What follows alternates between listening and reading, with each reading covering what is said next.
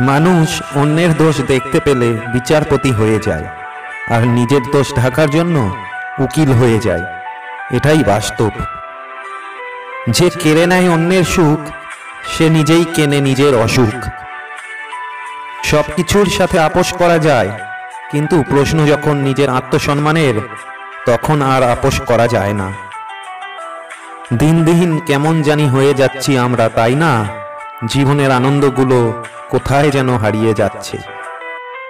শান্ত মন আমাদের যুদ্ধগুলোকে প্রতিহত করতে সবচেয়ে শক্তিশালী অস্ত্র। আমরা বৃথাই একে অপরের সঙ্গে শত্রুতা করি। আমাদের প্রকৃত শত্রু কিন্তু দারিদ্রতা আর রোগ ব্যাধি।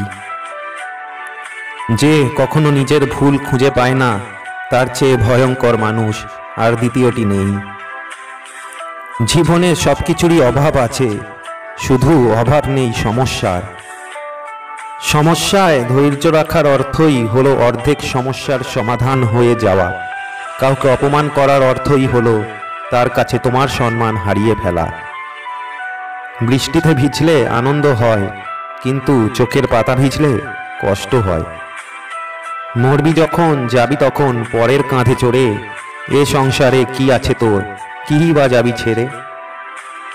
এই পৃথিবীর মানে, জীবনের মানে এবং সফলতা অর্জনের জন্য প্রচুর পরিমাণে মহান আল্লাহর কাছে প্রার্থনা করতে হবে, দোয়া করতে হবে।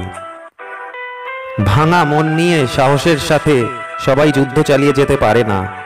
যে পারে, সে অদম্য ইচ্ছা শক্তিকে কাজে লাগিয়ে জয়কে ছিনিয়ে নেয় স্বয়ং বলে। জানি না কিভাবে তোমার দেখা পাবো, জানি না কিভাবে তোমাকে কাছে পাবো, জানি না কতটা আপন ভাবো তুমি আমায়।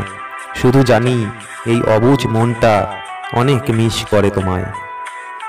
কাউকে যদি সত্যি ভালোবাসো, তাহলে হাজার ব্যস্ততার মাঝেও তাকে একটু সময় দিও। হয়তো তোমার একটু সময়ের জন্য সব সময় সে অপেক্ষা করে বসে আছে। আঘাত না পেলে কাছের মানুষ চেনা যায় না, আর বিপদে না পড়লে আসল বন্ধু চেনা যায় না। মন্দ চরিত্রের অধিকারী শীঘ্রই এমন হয়ে যায় যে তার শয়তানি আর অনুভব করতে পারে না। জীবনে চলার পথে দেখবেন কত মানুষ আসবে যাবে, কিন্তু খুব কম মানুষই আছে শেষ সময় আপনার পাশে থাকবে। তুমি কতটা সুন্দর সেটা তোমার রূপ দেখে নয়, তোমার মন দেখে বোঝা যায়। তুমি কতটা শিক্ষিত সেটা তোমার ডিগ্রি দেখে নয়, তোমার ব্যবহার দেখে বোঝা যায়। তুমি কতটা সুখী সেটা তোমার হাসি দেখে নয়, তোমার নীরবতা দেখে বোঝা যায়। তুমি কতটা ভালোবাসো সেটা উপহার দেখে নয়, তোমার তার প্রতি আচরণ দেখে বোঝা যায়।